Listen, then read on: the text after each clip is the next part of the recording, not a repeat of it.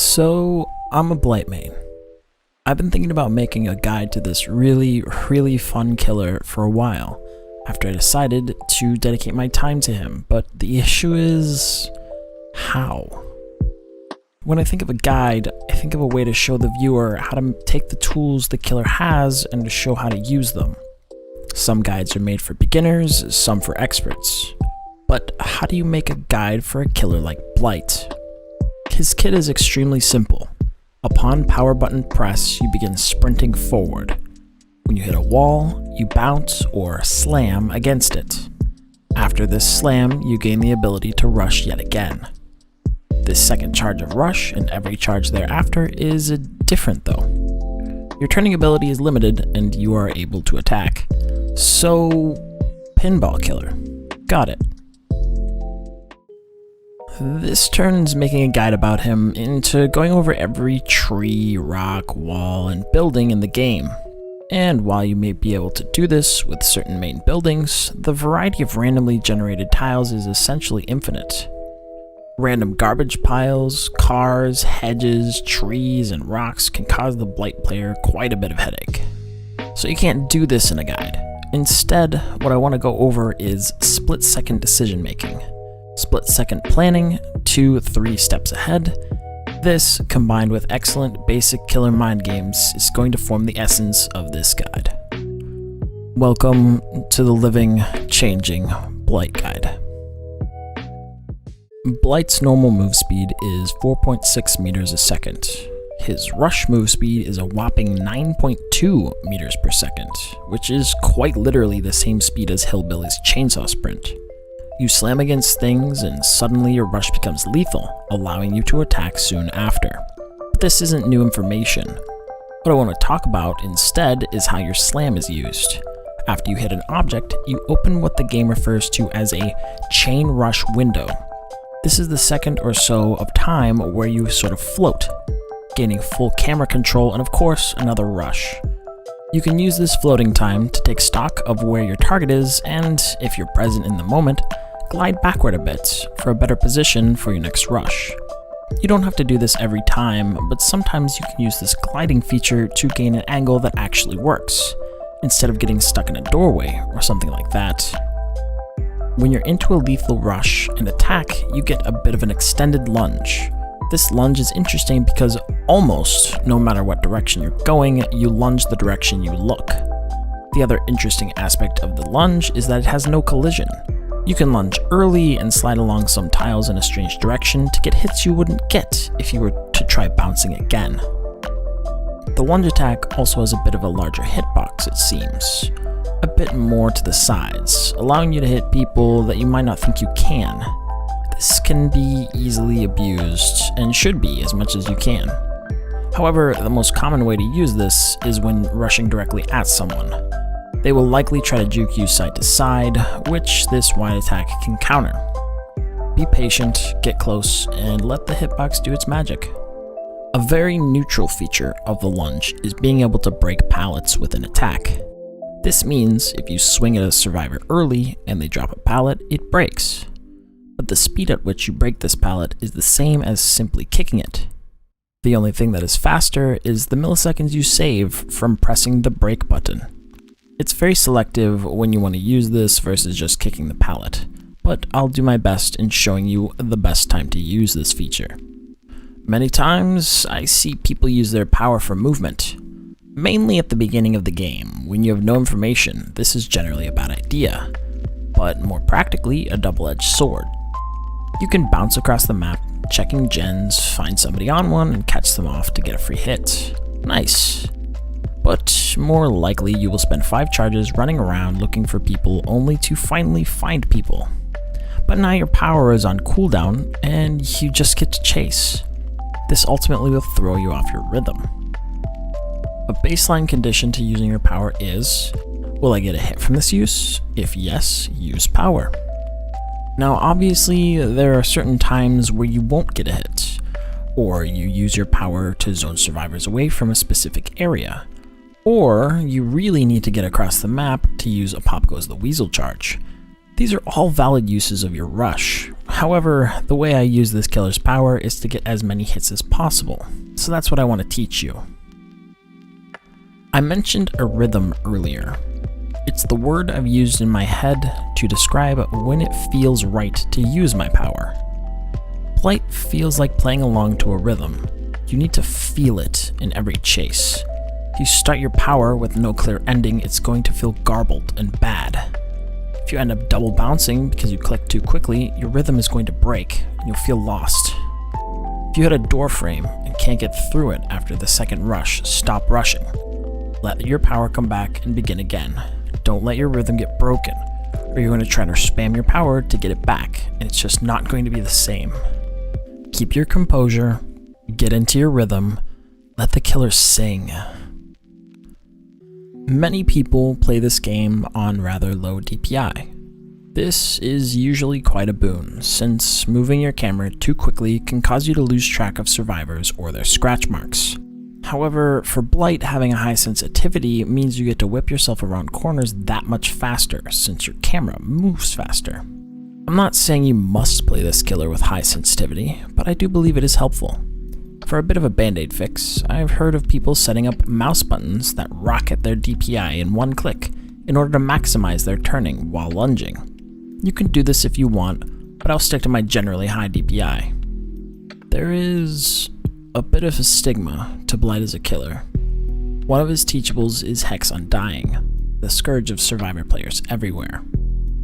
The Undying Ruin Tinkerer build truly became widespread when Blight came out, because it was especially potent on Blight himself. The build is essentially perfect on high mobility killers, which Blight is, to a T. But this section isn't about that build.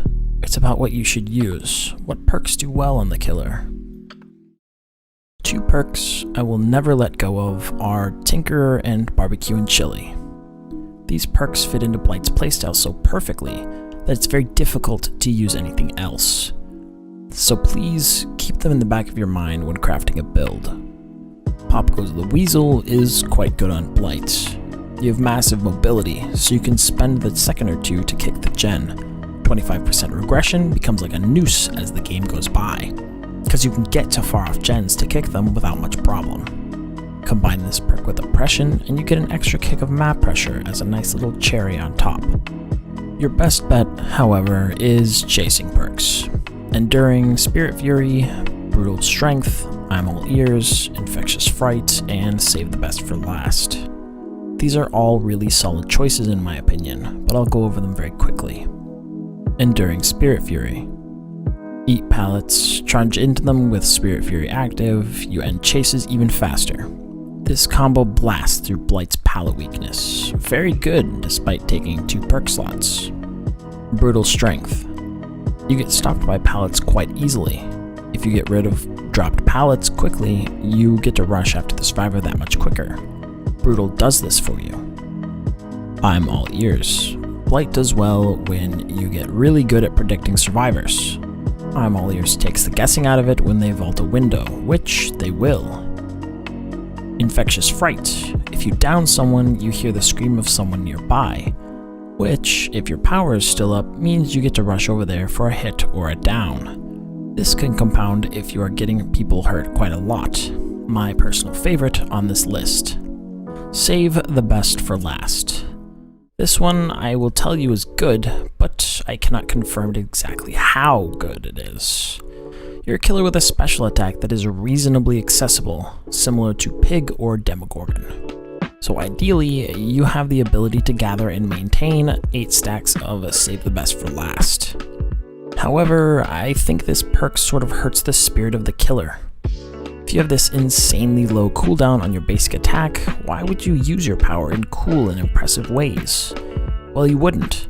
Use it for cheeky hits now and then, or the massive mobility built into the killer. I'm not going to tell you not to use this perk. It's probably very powerful on him and would be able to win you plenty of games.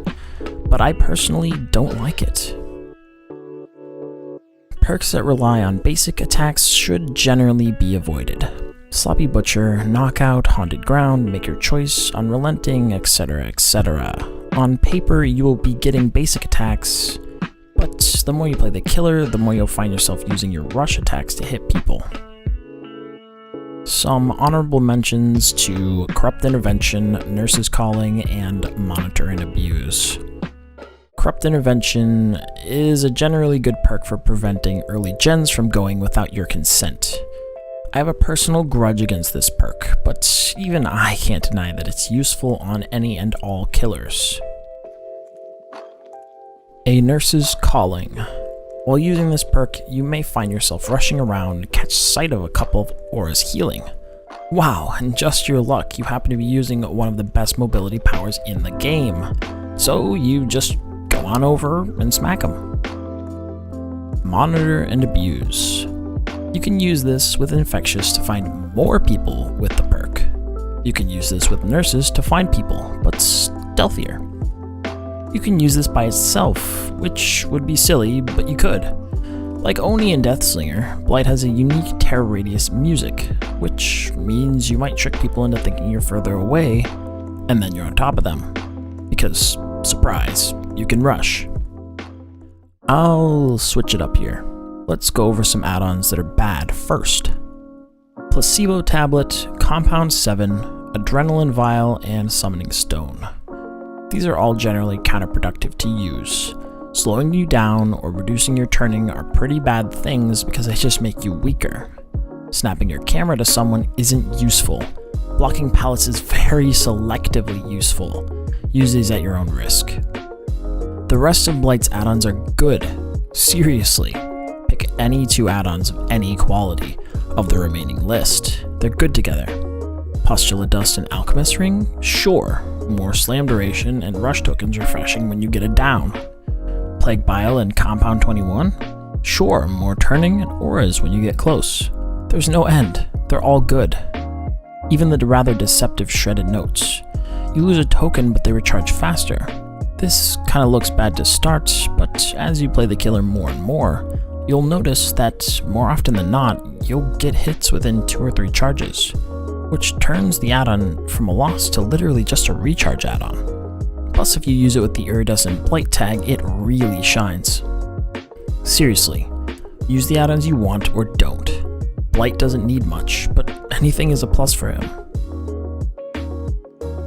My first impression of this killer was, wow, this is a lot of fun. I can't wait to play more. My second impression was, wait, this killer takes a huge brain to play well. Can I even get good at this killer? But now I see it like this. Find your ability limits, become very good at memorizing on the fly, and exploit both of those things. That is all you need to succeed with this killer. And I'm here to teach you how to do it. Thank you so much for watching. Tune in again for the true part 1 of this series. We're going to find in real time, in real games, how to play this killer. Please subscribe if you haven't. I would love to know how many people appreciate this kind of content, so comment too if you'd like. Have a great day, everyone. See you next time.